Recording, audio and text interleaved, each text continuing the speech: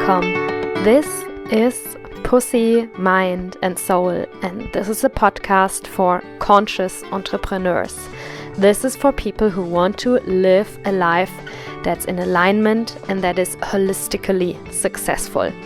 This is for people who want to feel fulfilled and who want to feel whole in their business, in their career, and in their life.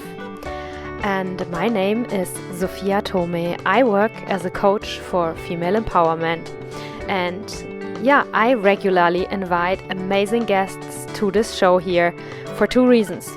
First of all, I want to talk to amazing people and I want to listen to their story and I want to learn from them. And second, I have the hope that also it helps you a lot to listen to various stories and perspectives and experiences of how we can create a career that's in alignment with who we actually are. And today, Jules Ku is my guest in the show. And we talk a lot about the courage to follow your heart, because that's exactly what she did. Maybe some of you know her. And if you know her from the online space or from maybe the moving scene in Berlin, then you probably mainly know her upside down, because Jules practices a lot of handstands and a lot of movement and Acro-Yoga, and she also works as a yoga teacher.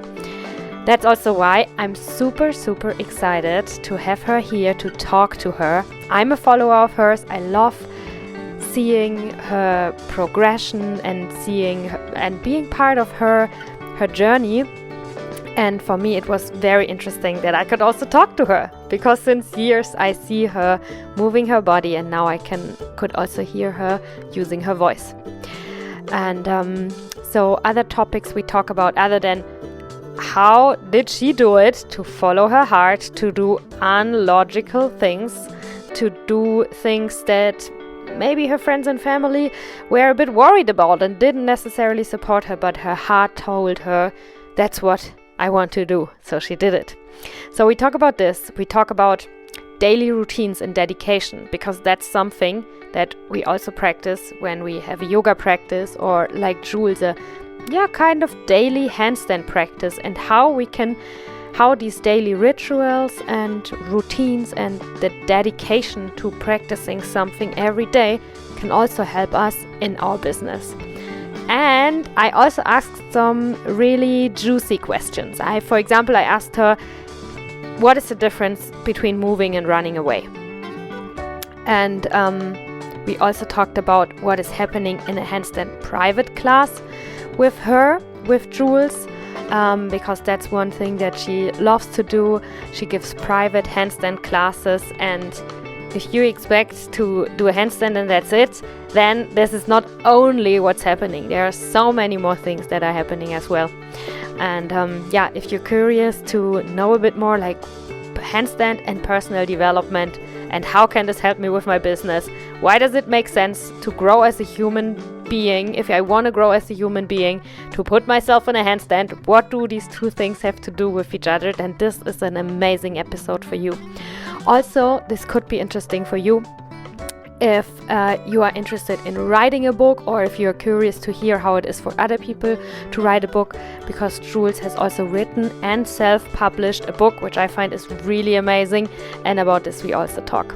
So now, enjoy the time, lean back, maybe move a little while you hear this podcast conversation, and of course, if you want to know more, check out the show notes. There you can find her website, you can find her Instagram. Maybe you're curious to join one of her weekly yoga practices, yoga classes, or you want to book yourself a handstand private class with Jules. Enjoy all of that, and that's it. Now we start. Legen wir los. Recording in progress. Hello and welcome to another episode of Pussy, Mind and Soul. This is our podcast for conscious entrepreneurs, for women who want to work in alignment with Pussy, Mind and Soul. So with all of it, this is for women who want all of it. And I think, I have a wonderful guest today, and I think She also wants all of it, and we're gonna learn more about her path and everything. But first of all, welcome, Jules. Hello, and thank you. I'm also very excited and definitely want all of it and share all of it as well. She also shares all of it, and I'm so excited to get to talk to you because I follow you since I think it's a few years now on Instagram, and since a few weeks you started speaking on your Instagram account, or you started sharing little videos of you talking, and I got so excited about it because I haven't heard your voice a lot. I haven't heard you speaking words a lot because most of the time I see you in a handstand or in a yoga flow, and it's a bit harder to talk upside down, even though I'm sure you can. I mastered that by now, yes. But yeah, I'm also very excited to unlock that part of me where I feel more open to just share my words, my voice, and yeah, what I think basically in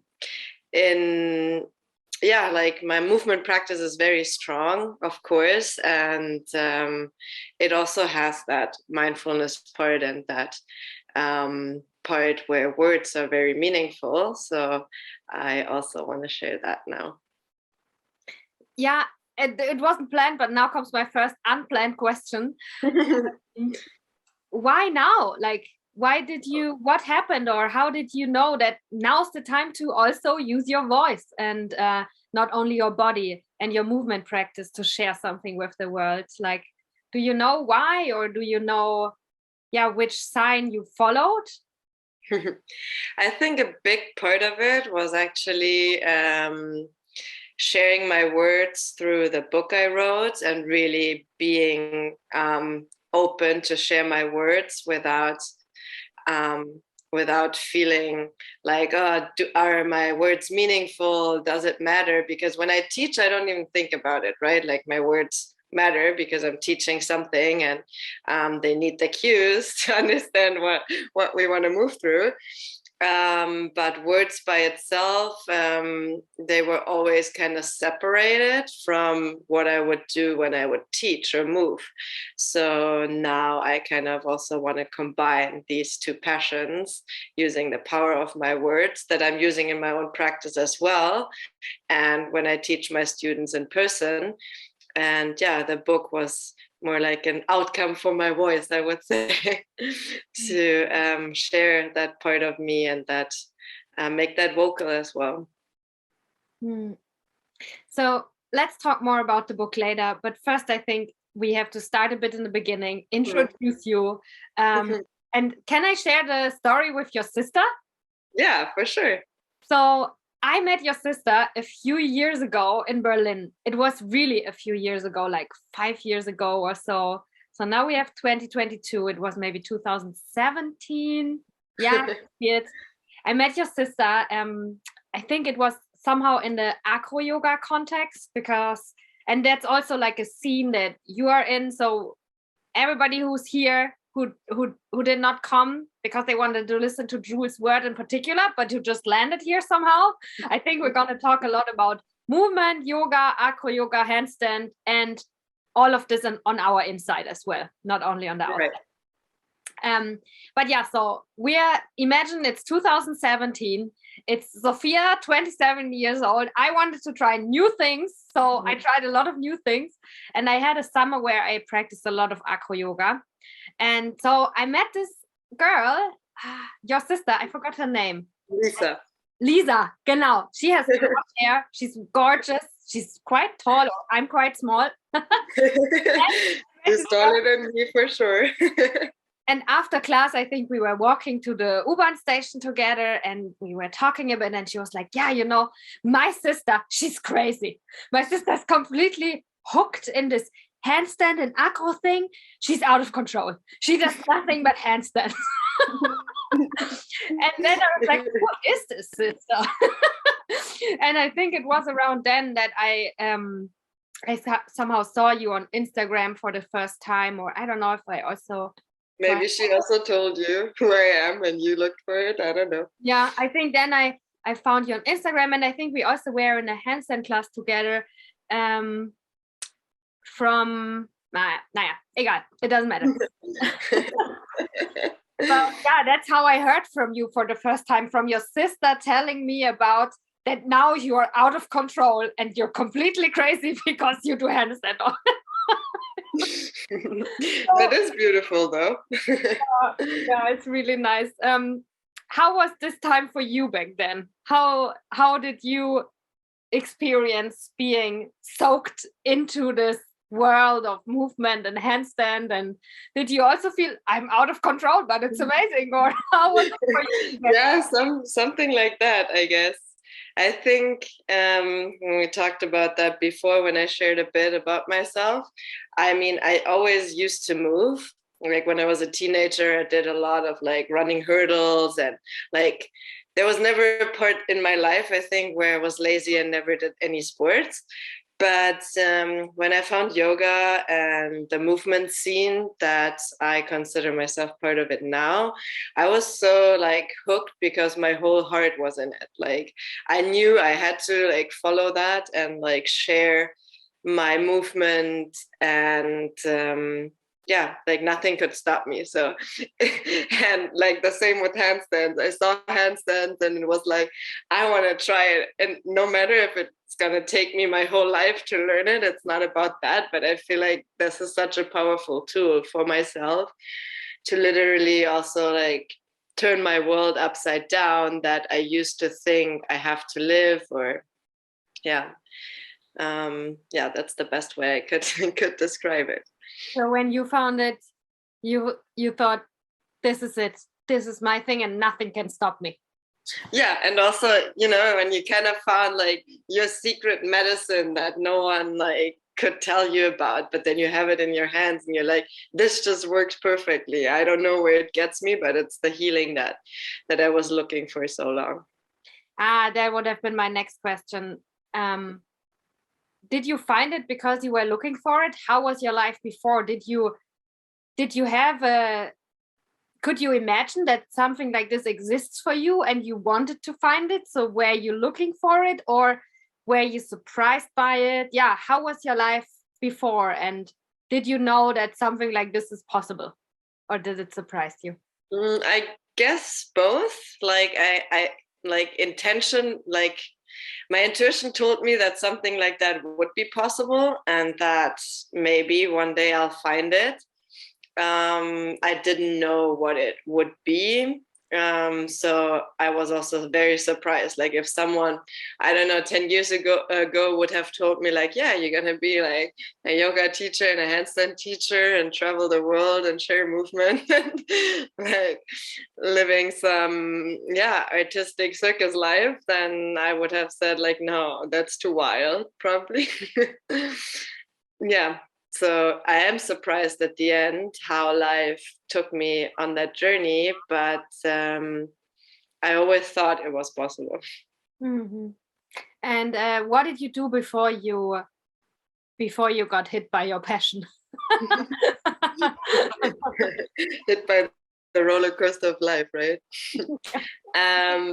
Before, I mean, I studied business with like marketing and management, and I just studied because I kind of didn't know really what I would like to do after I'm done with school, and I thought it would give me time, and in the long run, I would always have that dream that I want to be a freelancer, work for myself, or have my own business in some way. And I thought, okay, that's kind of useful to have that tool in your pocket. So I might as well just use that time and kind of go through it. Yeah, and I also finished my bachelor's degree. And then I was like, okay, I really want to do something international. So I decided to go after I finished my studies to Los Angeles. Because from the marketing perspective, I think the States are quite big and I wanted to get like international experience. And when I arrived there, I thought I could just try this yoga that everyone talks about.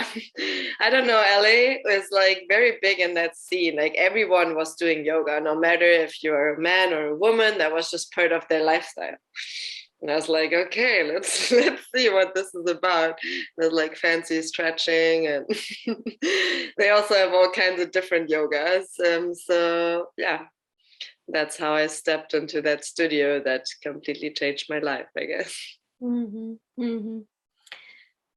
Yeah, looking back, the puzzle pieces fit together, and it sounds like such a nice way. And as she found this, then she knew that was it. That was the thing that she's gonna do no matter what. And before, she always like followed the next step by her intuition. And now it also fits together because you are working self-employed now, right? Mm-hmm. But can we also look beyond this romantic curtain of everything made sense in the end?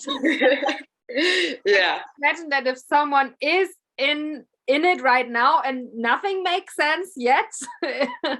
Yeah, I think there's always like this fight between our heart and our mind, right? Like where you feel like, okay, this is somehow what I feel I have to follow. And then there's outer circumstances, like, okay, like you studied, now you want to just like go to India. Like, what the fuck? Of course, everyone would tell me like you're insane. And I myself felt insane in a way, because I was like, okay, I'm just gonna let everything go because I really feel like I have to do this. So yeah, there's all these moments behind the scenes, right, that make it very hard to follow what you feel outside of what people tell you looks like a normal good life that you have to work for. Yeah. And then of course, like being a yoga teacher, and it's like, how can you make your living with that? There's all these questions that you constantly get asked, that I even get asked now every day, because it's like not a normal job you have, you know. Yeah. So you had this too. It was not all just romantic and everything clicked and it made sense, but people around you, for whatever reasons, and sometimes the reasons are just love and care, but they were worried, they doubted you, they asked you, is this really the right path? And but you always felt inside of yourself and you had the courage to follow your heart, even though there was also doubt and the people around you also doubted it, nah? Yeah, I think like for sure my family was worried, then my friends too, because it seemed so like far from that like normal life that I would have before, that yeah, like it just turned everything upside down. But the power that I felt in my heart, like I think it was one of the first classes, even like I came out of the yoga class, I like started crying, and I was like, I don't know why, but I really have to do this. And it was so strong and powerful that no matter who tried to convince me that this is the wrong path, I was like, I hear you and I see you, but like my heart is like knocking my door so much, I cannot not follow it. Mm-hmm. Yeah. Mm. Yeah. And yeah, I think we all have these moments in our life where we feel that very clearly. But yeah, it's hard to kind of knock the outer circumstances out sometimes and be like, yeah, this is really what I feel. Because society also teaches us constantly to be more in our mind, more than in our feeling body. Yeah. Yeah. So and of course it has to make sense, right? It always has to make sense, but like, what is sense? Like for me it made sense to follow my heart, but from I don't know, my parents are like, okay, now you studied like 3-4 years and like you went to the States to get more experience and then you want to go to India, like what the fuck, that doesn't make any sense. Yeah. I had this too, like I studied for 8 years because I did a bachelor and a master, and after the master I was like, I'm gonna do something completely different now. Right. In a way it felt like starting again from zero, but it's never that, of course.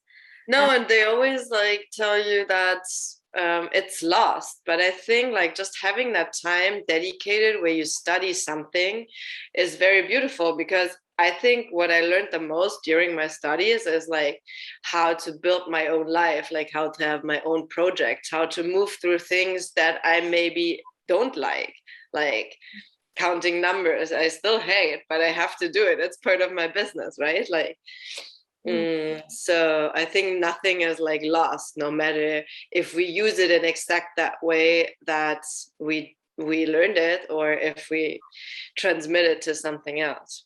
Yeah, yeah. And I had an additional brain fuck to the one that people around me. And I think my surrounding, they didn't say it that way, but I felt that they were worried. Nobody said, Sophia, you're crazy, just be normal. Everybody said, yeah, just do your thing, you will find your way. But I could feel that there was a lot of panic underneath. Do it and fall into your face, and then we tell you, see, we kind of like that, right? Do your thing for a while, and then you'll get back normal. Yeah. But for me, there was also an additional brain fuck that was that I thought I'm a cliche, because I thought everybody's doing that. And that also then, and I think it's also good, that I was then also doubting myself, asking myself, like, do I really want this? Or why is it that everybody seems to be doing this right now? That I work as a coach, and then of course not everybody's doing it, but all of a sudden that's my view of the world, and then I feel like everybody's doing it, and I'm becoming this cliche. And I mean, the story of, yeah, she had a bachelor and then she figured she wanted to do something else, and she went to India and became a yoga teacher.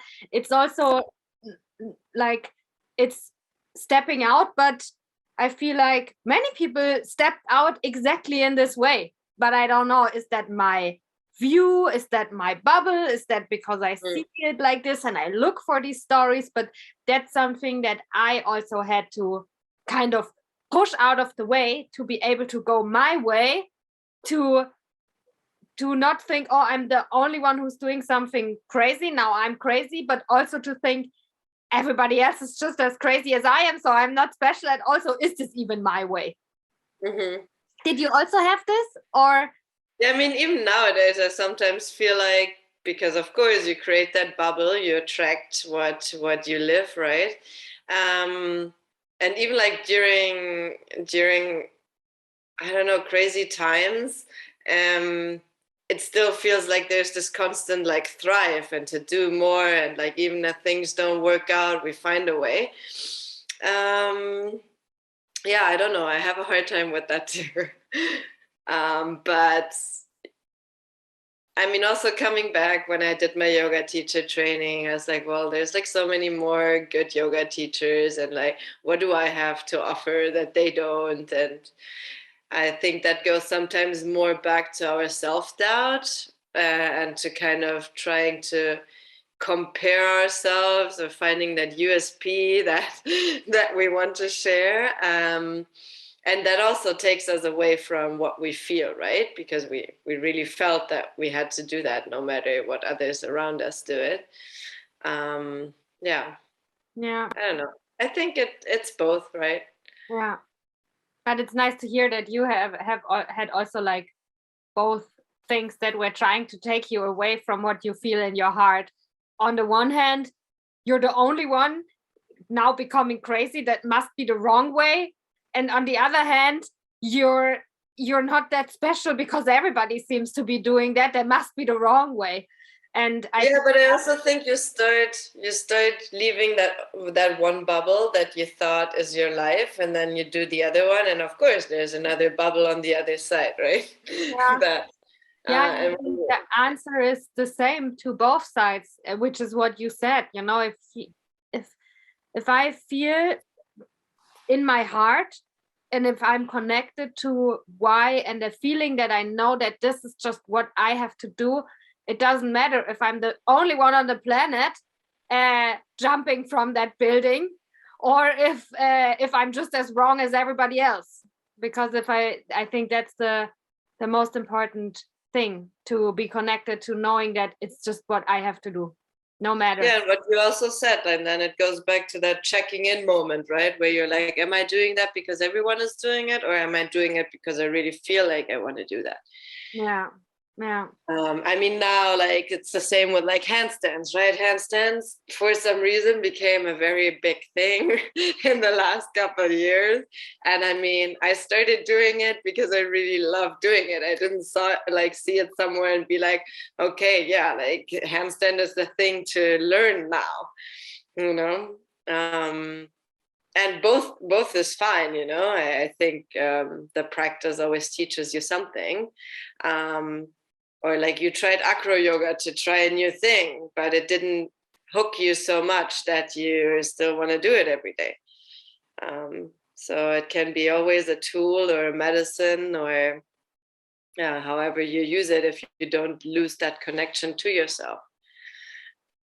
Yeah, and I think sometimes also, just what you said, I don't think that Acro-Yoga brought me nothing because I didn't become an Acro-Yoga teacher, or because I didn't do it every day, but it unlocked something, and it was important for me to do it for one summer, and it brought me where I am now also. Yeah, and that's perfect. I mean, we have all these like puzzle pieces that at the end form what we are today, or what we are doing even today. I didn't plan to, like, I don't know, go to LA and become a yoga teacher. But at the end it was perfect, and all the puzzle pieces helped me to get there. And I wouldn't want to change it. So when we say get there, can you describe a bit, where are you? Where the fuck are you? What the fuck are you doing now? How, like, you can also be very precise, like, where are you teaching? What are you teaching per week? Or what's your business structure? What are the products you're selling? I'm very bad at self-marketing. No, I mean, I have to market me as a person, right? So it's very personal. But yeah, I mean, I teach when I'm in Berlin. I also teach regular classes here. I started doing a lot of like online coaching, mostly like privates or semi-private, like little groups, because I really love the quality that I can give people if I teach smaller groups into the practice that goes beyond like just drills, let's sweat together. That's also a great quality, but I do like a holistic approach of the practice, where it also forms your mindset, it integrates your heart, and then of course there's the movement part. I do some advertisement things on the side, like photo shootings and things like that. Not like every week, but like on like a constant basis, that I still enjoy it a lot. What else? Yeah, I wrote a book. We said that in the beginning, that I like to share with the world. And aside from that, my life is all about movement. And sharing that in my own little snippets. Of course, I teach also on festivals, especially Acro. And I hope this year is going to happen as normal as possible. So I can do all the festivals that I signed up for. So you teach regular yoga classes in Berlin, ne? In Dharma yoga? Yes. Yeah. Then you teach online, you travel for festivals, and you do this glamorous thing of photo shootings and advertisement for your Instagram. And you, this is how I perceive it too, that you also, I think your lifestyle is the marketing for your products, because I think that's how I imagine your life. But maybe you can also take us through a day in your life and compare my imagination to the reality. But I think you wake up, then you have a coffee and you do some handstands, and then that's the first thing that you can also post. Bam.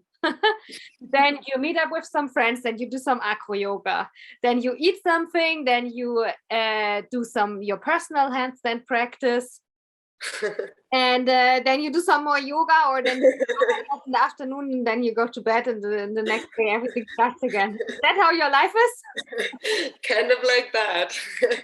No, I mean, it's pretty like it's pretty authentic. Like what I post my whole life is like about movement.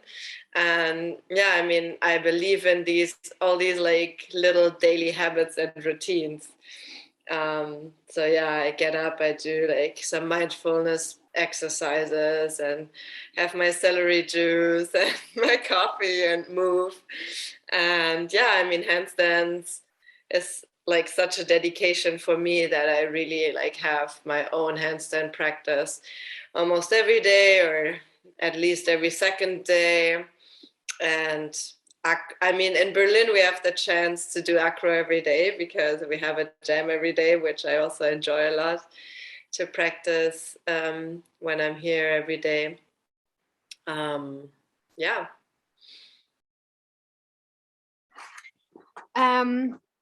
Okay, let's go a bit to, I'm really curious to know, because now we talked about how it was all these years ago when you started and where you are now, nah? But something happened in the middle.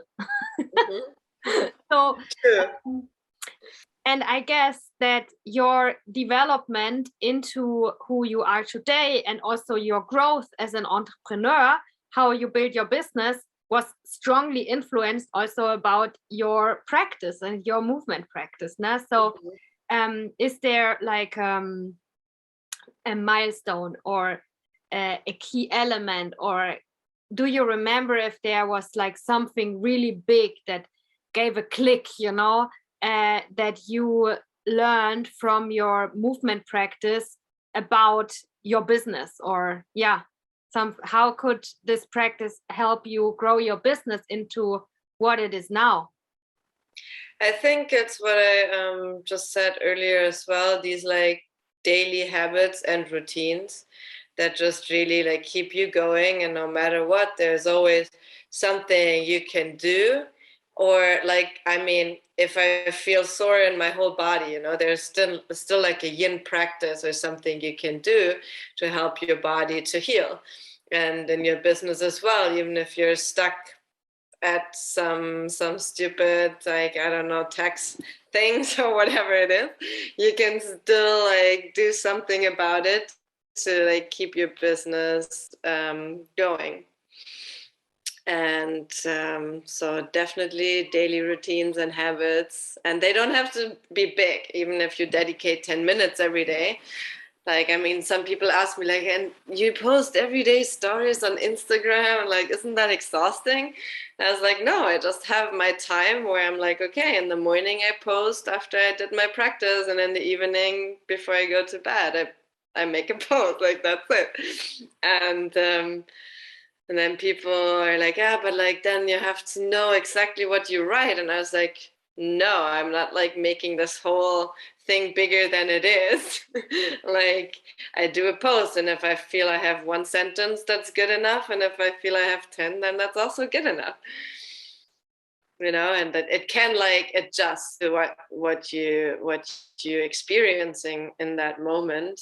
Mm-hmm. And I think a lot of our ideas in the business also, they get stuck because we start making all these excuses, right?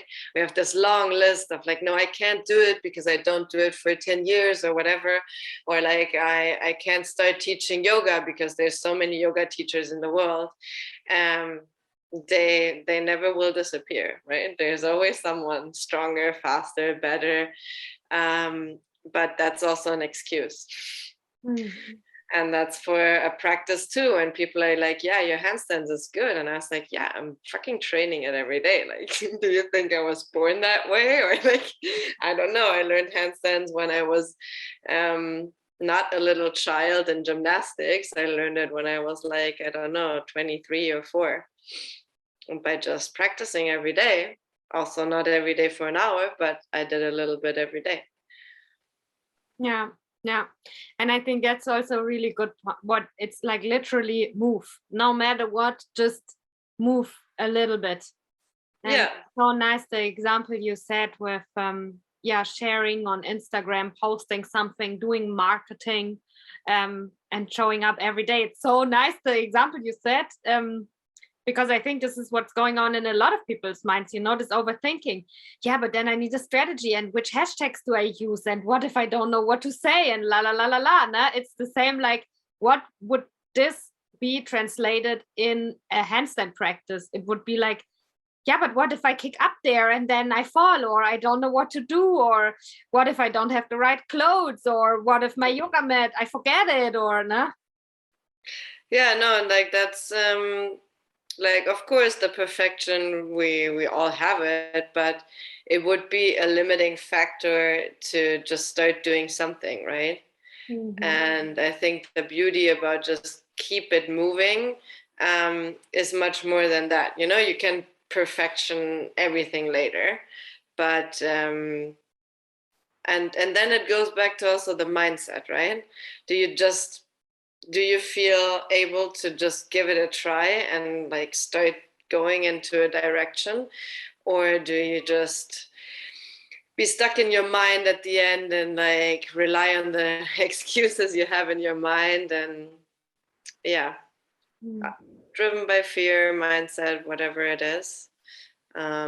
And that's the self-reflection and the self-practice we have to do, where we sit back and, like you also said in the beginning, right, is that really my path, is it not? And that's the work we have to do for ourselves. And that's the practice, constantly reflecting back to you. Do I not want to go into this pose because I'm scared? Do I just not want to do it because I really don't feel like it today? It doesn't feel good in my body for whatever reason.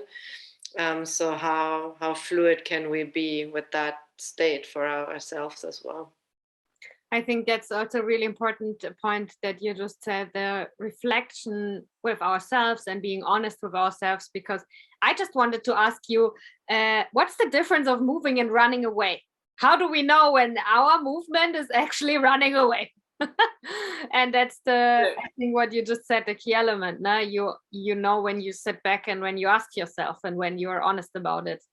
Yeah, like I mean, there's the saying, if it's your poison or your medicine, right? It goes back to that. And I have days when I'm working through something, if I'm angry or something didn't work out or whatever, I use my movement practice, and I'm definitely not the most gentle one on myself then, but I know in that moment, okay, I'm using that as a tool, as kind of like a vessel to move through that strong emotion that I'm feeling. And in that moment, I might be running away, and I know that it's a moment that I need that tool to kind of feel what I have to feel, and then also pull myself out of it again and be like, okay, like my intention is using movement as medicine. So how can I bring it back to a balance point? And handstand is all about balance, right? Always try to find the sweet spot. Yeah. No, like that's also interesting to observe. When I'm in a disrupted mental space, my handstand practice feels completely different. And I know what are like the little tools I have to use to refine it again, or to find that center or that balance. And that's how I try to apply it on life as well. Mm-hmm. So I sometimes have the sentence in mind when I like sell my products, I guess in marketing, like tell them what they want, but give them what they need. Nah? Mm-hmm. And this, I also want to ask you about handstand. Like when people come to you and they're like, I want to learn handstand, I need this one-on-one with you, teach me how a handstand works. From your experience, when people want to learn handstand, what is it that they want, and what is it that they then actually get from you? Because I guess it's not always the same, no? No, I mean, some people just want to learn handstands. that gives me a very wide range. Some people have like, oh, I want to learn the press up, or have a very clear image what they want to learn. And I think in the first conversation that I have with most of my students is the question like, are they passionate about it, and are they ready to be on a journey? Because it's a journey. It's not like something, you never know when it clicks, and it's more a combination of like your mindset is there and your body is there, and then you allow yourself to be in that sweet spot, in that balance point. And yeah, I can always say like you have to do certain exercises, and depending on how much you do them, you will get there. I can't tell you an exact date when you get there, but yeah, they kind of have to trust that that in between, in a way. Mm-hmm, mm-hmm. Mm-hmm. And then I think my question was also, what else is it that they get on this journey that when they start, they don't even know? I think what I do a lot with them, like I use the movement practice to unlock their mind in a way, and all these like little belief patterns that we have that we sometimes don't even see, and somehow you experience that maybe in acro as well. Acro shows very quick the relationship patterns that we have and how we deal under stress in relationships. And I guess handstands is like more the relationship to yourself, where it triggers very fast, like how insecure we are, or that we don't believe in ourselves, that we can find that balance point. So yeah, it's very interesting to also work from a psychological aspect on these like little elements.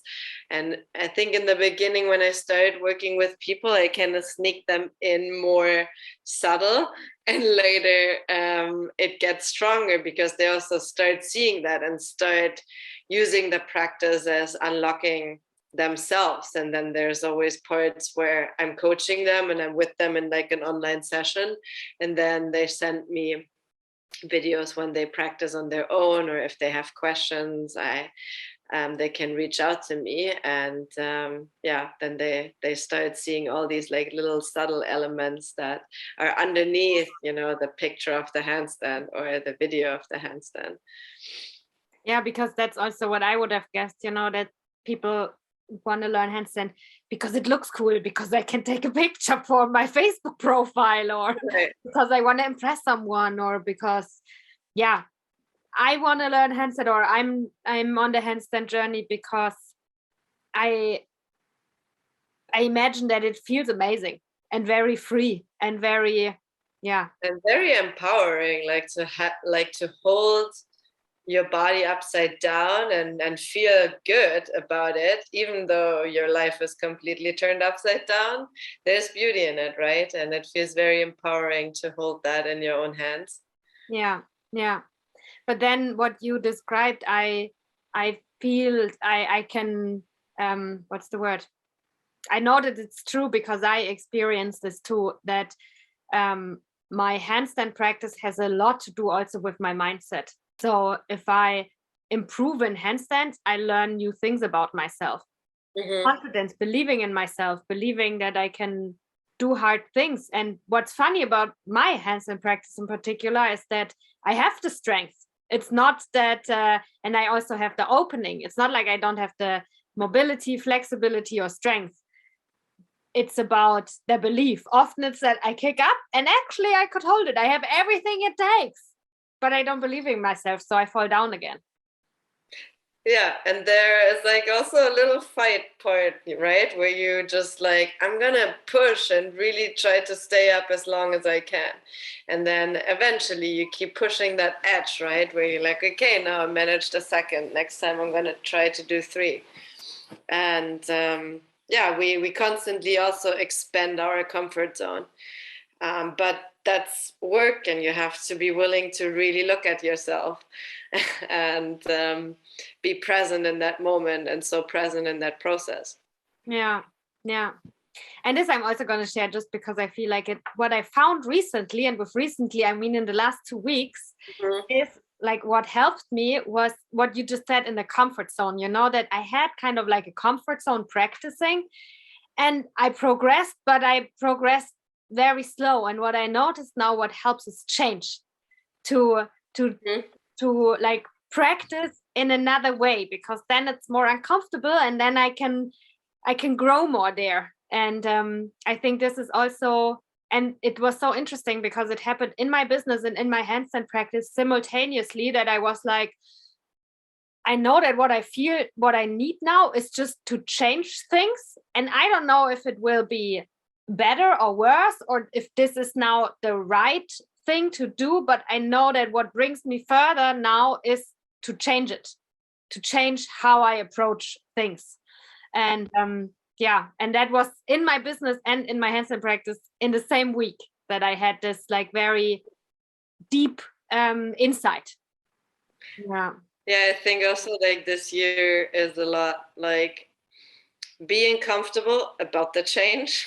Mhm. Um, like in my practice, for sure, I constantly change up my practice because otherwise your body can't grow, your mind can't grow. Um, like the routine of the practice stays in its essence the same, but the practice constantly has to change. In the beginning, I think when I started teaching, I thought I kind of have to keep some certain structure because that would like make people come back because they know what to expect. And then I was like, fuck it, like I'm not that person. That's not what I'm really doing in my personal practice, and I don't believe that you should always do the same. Like and yeah, for my business as well, there is not like one way to describe what I'm doing, what I'm working. There's all these like little puzzle pieces.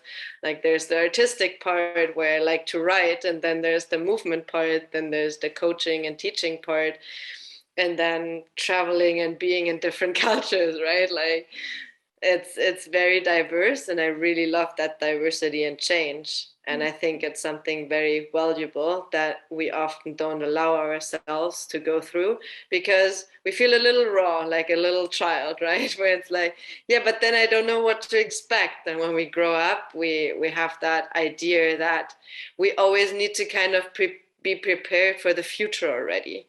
And like that's why sometimes we don't go to that acro class because we think everyone else is going to be better. You don't know what to expect. Maybe you fail. Okay, great.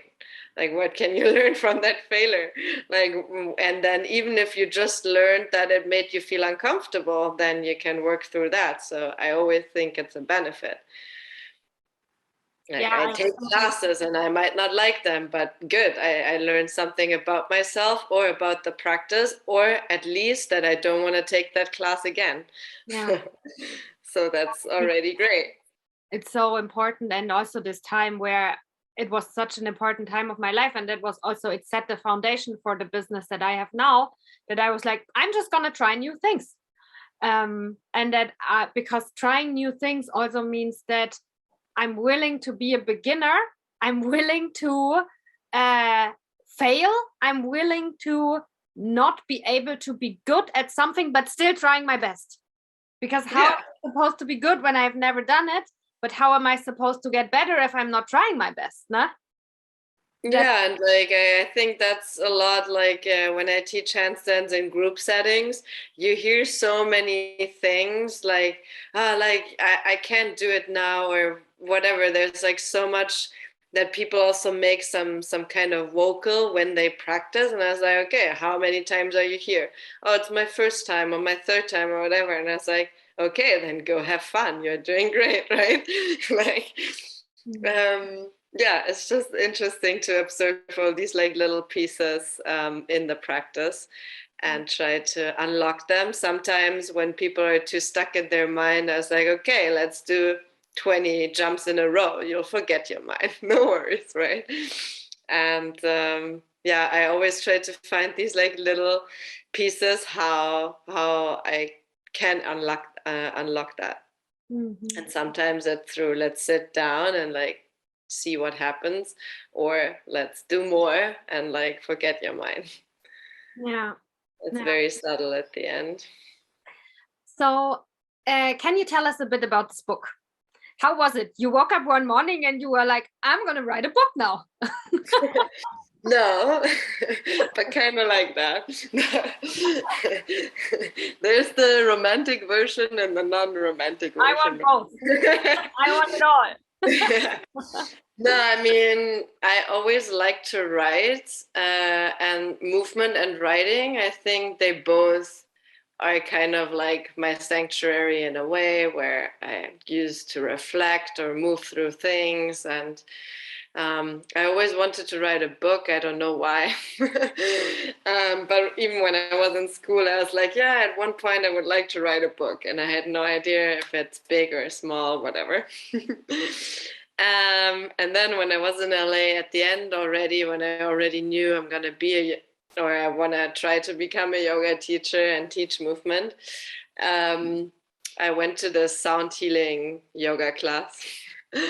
And at the end, when I was laying in Shavasana, I woke up and I was like holding my friend's hand and be like, I know the title of my book now. It's Artists of Everyday Life. And I want to share all these like little snippets. And I don't care about if it's like which category I should put it in, because like all the things that I want to share, they are like little puzzle pieces, and you just have to, I don't know, flip the book open and the page will give you exactly what you need in that moment. Yeah. And then from there, it was still a 5-year process. Yeah, like the moment I said, this is the book and this is the title, that was like 5 years ago. And then, you know, you start writing it, editing it, taking pictures. It's, yeah. You move through all the layers of like, who wants to read this? Who cares about this? Yeah, but I really want to do it. Okay, let's do it. But what if no one wants to read it? You know, you bounce back and forth, meeting yourself in a lot of different ways, and sharing something artistically in a way makes you also very vulnerable. Yeah, so that's one puzzle piece of that journey, I guess. And so what happened at the end of the 5-year process? Well, at the end, I said, well, I published it to my 30th birthday. And I wanted to self-publish it because I wanted it to be really my thing and no one telling me what to do and not to do. And yeah, that's the gift I wanted to share. So yeah, I said, okay, fuck it. I'm going to gift that to myself, to my 30th birthday. And I take it to the events where I'm teaching or the classes. People can order it online or reach out to me. And I always love to meet the people who want that book, because it's a very personal thing. Yeah.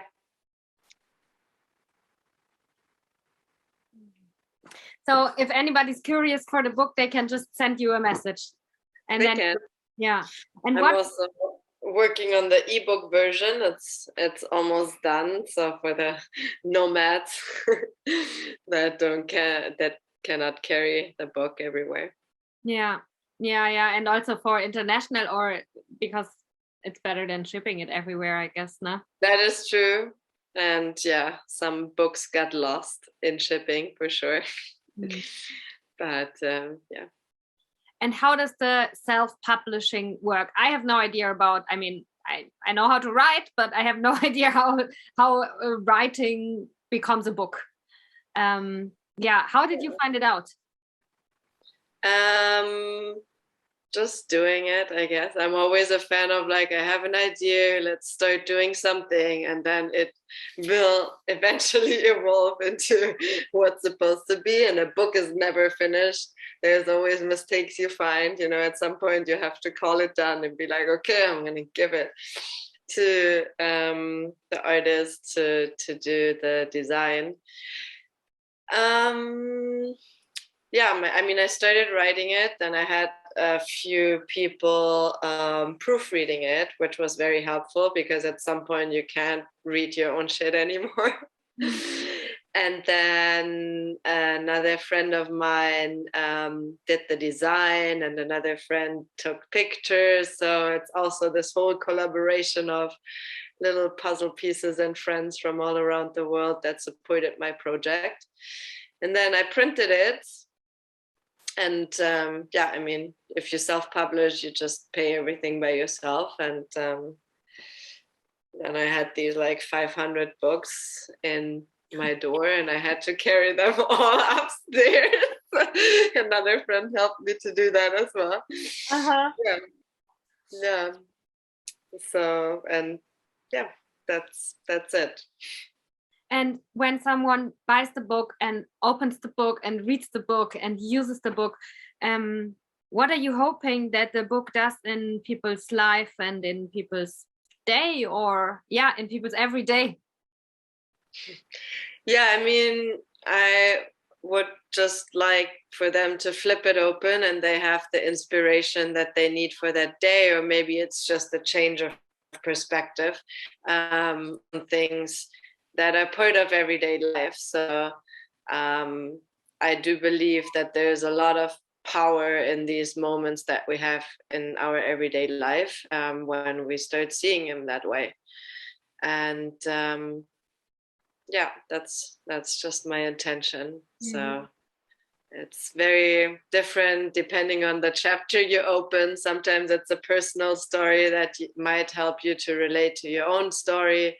Sometimes it's a poem that I wrote or an exercise that really helped me to move through different things. And that's why you also can't put it in like, this is I don't know, a romance or like a story. It's more like an inspirational.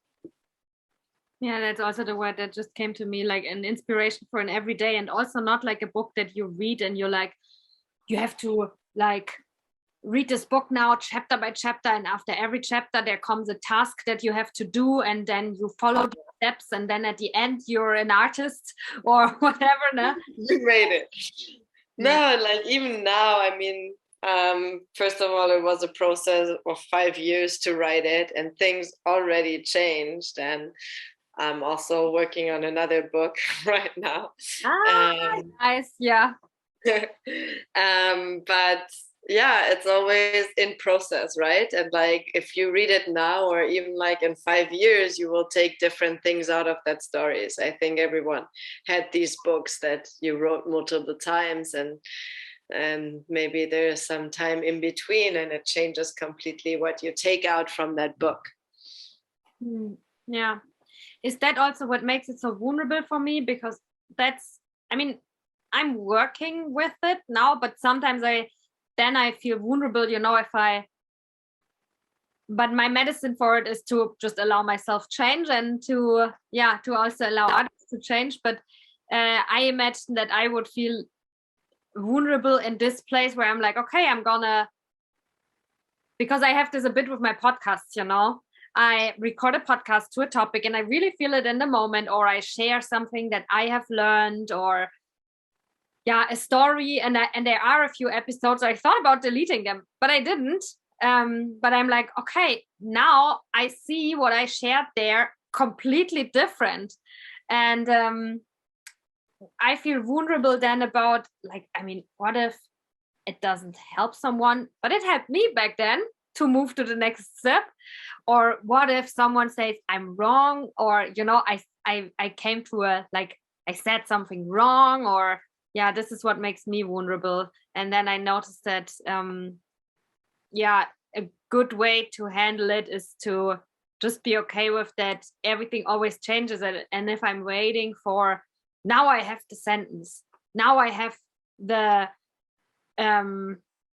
clue or the advice that I know for sure, that's the advice, that's the forever advice, then I make no room for progress. And it's then maybe I'm only able to do that the moment I die. Yeah, and we can only trust that moment, right? That you said, like, if that is our truth in that moment, that's great. And you don't know what resonates with other people in that moment, and it shouldn't be attached to that anyway. Right? So if you're sharing authentically in that moment what you feel and what you have to offer, that's perfect, and someone can take something from it. And also change is a constant rhythm of our life, so don't be too attached to that moment, right? You said that to me before, where it's like, even if you feel like maybe it's not the things you would say tomorrow in this podcast, like, yeah, of course it's a moment, and we have that conversation right now, and if we have it tomorrow, we might find different roads that we would take, and I think that's the same for life. Yeah. Also giving yourself that opportunity to explore your own life and your everyday life every day anew, right? Where you wake up and you're like, yeah, I feel like a constant movement practice every morning is great, but what is that movement today? Like, what makes you move today? Like, what's the passion behind the things you do? And it's also vulnerable to change that completely, right? Like when people are like, you're that person that does handstands every day. And I'm like, yeah, but like, what am I outside of this? And like, do you expect from me that I do that every day? Because if I don't, some people even like text me and say like, oh, what about handstands today? And I'm like, who are you to tell me that? But yeah, it's very interesting to see both sides of the coin, right? Yeah. And talking about tomorrow, you just mentioned it in another sentence. My question to the end is also that I want to know, like, where are you heading next? Is there something interesting cooking inside of you that you already feel like you want to share? Like, what are the next directions you're moving towards to business-wise, for example? Yeah. Or what are you personally curious about next to explore? I want to know what's coming for your future. I mean, this year seems to be a lot of like traveling. So I'm very grateful that I found a way to be able to keep my practice going with my students online, that there is this option now that no one questions anymore, right? It's like, yeah, okay, if you're not here, we can just do it online. Yes, perfect. I can be wherever I am, and we can keep a routine. I'm very excited so the thing I'm working on right now is like a movement concept that I'm developing, and I'm very excited about having all these, different playgrounds for it, like in person, on festivals with my students that I teach, to explore some of these concepts that I'm playing around in my own head. And yeah, so this year's, I guess, not so focused on being in one spot or being in Berlin. It's more I'm on the road and trying to enjoy that journey, and see where it takes me. I feel like there's some transition. I don't know exactly which way it's gonna go, but I'm trying to just be comfortable with the change, and enjoying that change also. I'm curious, do you already know where you're traveling, or do you not want to tell us, or is it not concretely planned yet? No, I mean, the next one is gonna be Tel Aviv, then I'm gonna be in Prague.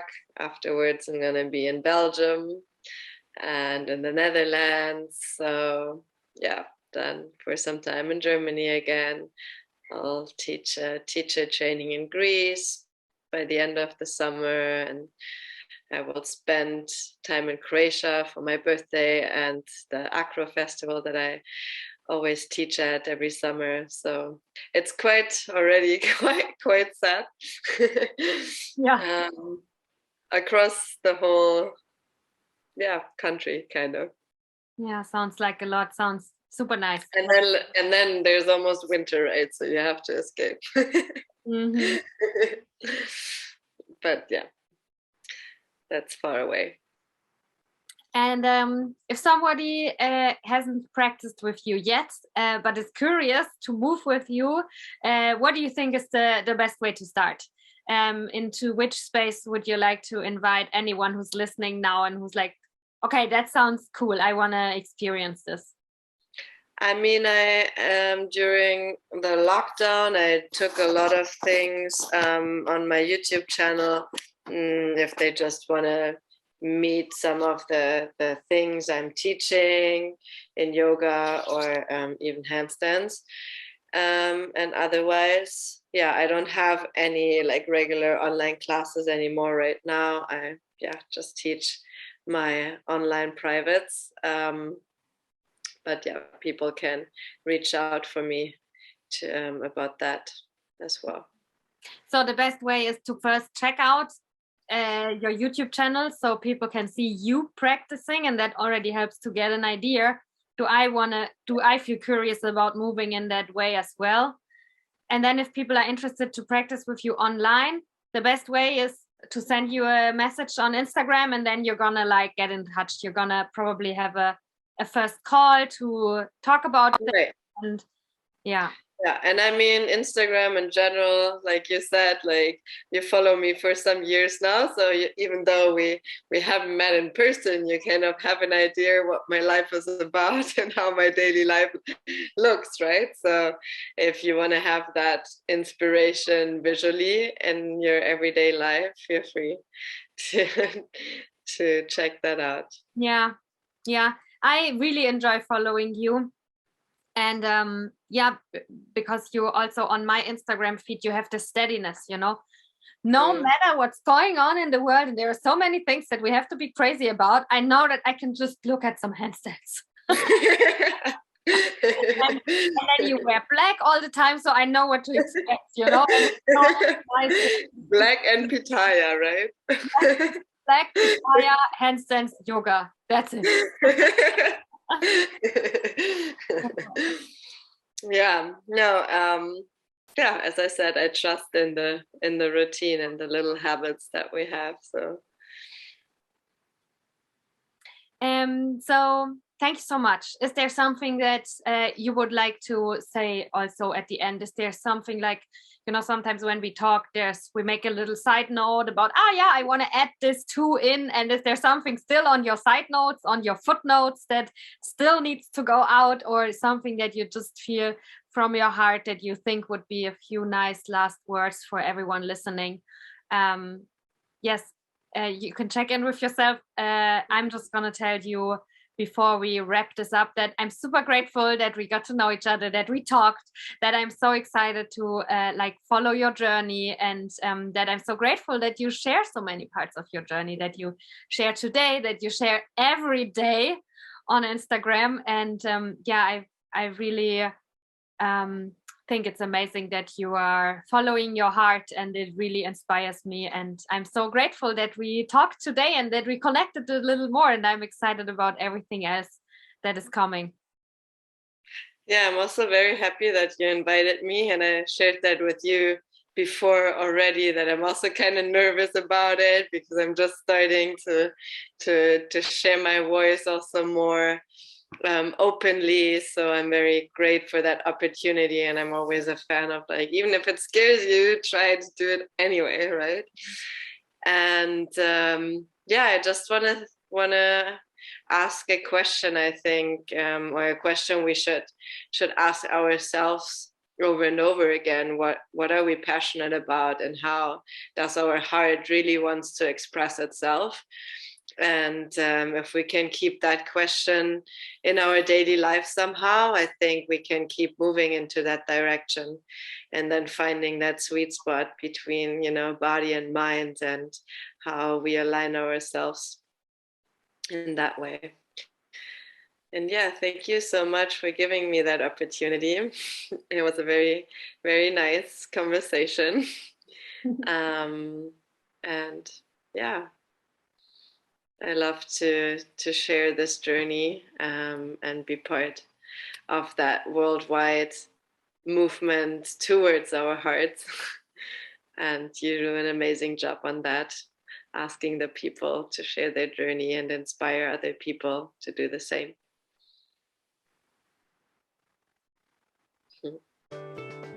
Thank you for listening. This was Pussy, Mind and Soul. My name is Sophia Tome and the guest today was Jules Ku, handstand, yoga and acro teacher. I hope you really enjoyed this episode, and I hope that you can take away some things for you to incorporate in your life. Move if you feel stuck.